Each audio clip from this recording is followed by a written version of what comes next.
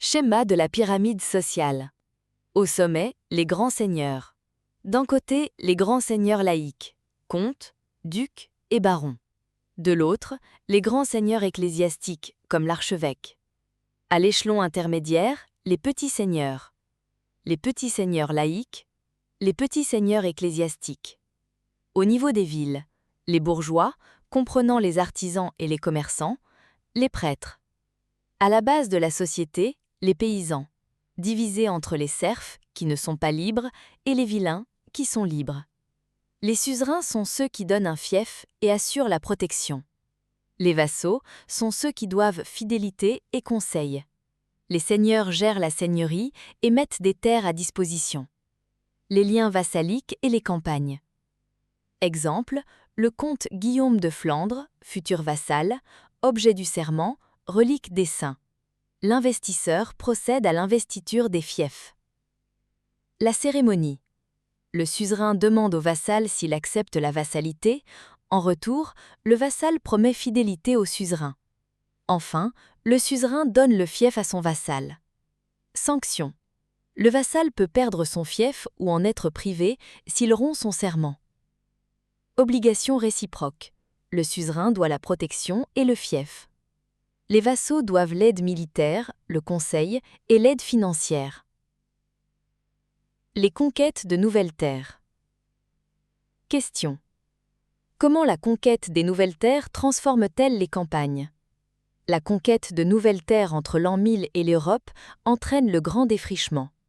Les conséquences sont la création de nouveaux villages, l'augmentation de la population et des mouvements de population grâce aux chartes de franchise.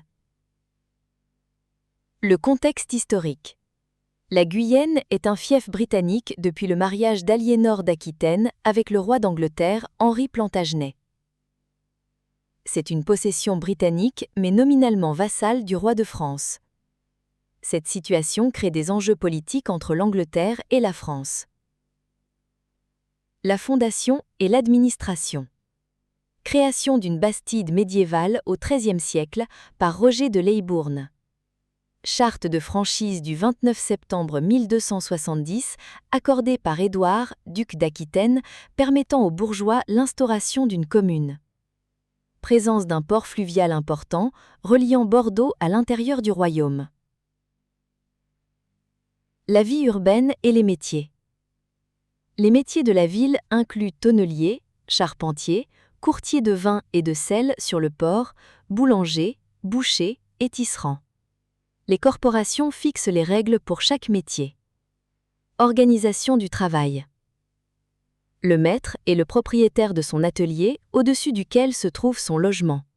Il emploie un valet ou compagnon, qui est un ouvrier salarié, ainsi que des apprentis. Les difficultés. Les conséquences sont désastreuses lors de la guerre de 100 ans. Les destructions, les pillages et les impôts de guerre ont affaibli l'économie locale. La population souffre alors de famine et de maladies. Définition. Serfs.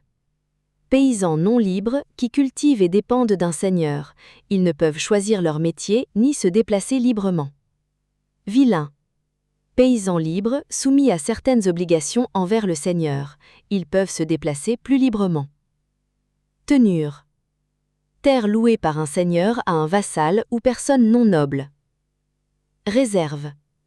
Terre que le seigneur se réserve et qu'il fait cultiver par les paysans au titre de corvée.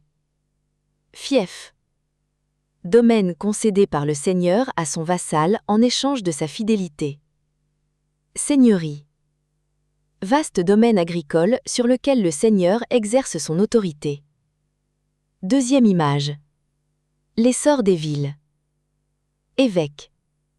Prêtre qui est désigné par le pape et consacré pour devenir responsable d'une communauté chrétienne dans un diocèse. Beffroi.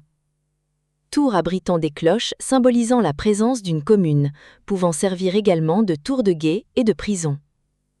Bastide. Bourg neuf fortifié qui constitue une sorte de peuplement lié aux échanges commerciaux ruraux. Commune. Une association de bourgeois d'une ville qui bénéficie de droits et de privilèges accordés par un seigneur. Corporation. Une association de personnes ayant un même métier. Elle fixe les règlements du métier. Charte de franchise. Document officiel accordé par le seigneur à la commune sur des privilèges, des droits. Schéma de la pyramide sociale.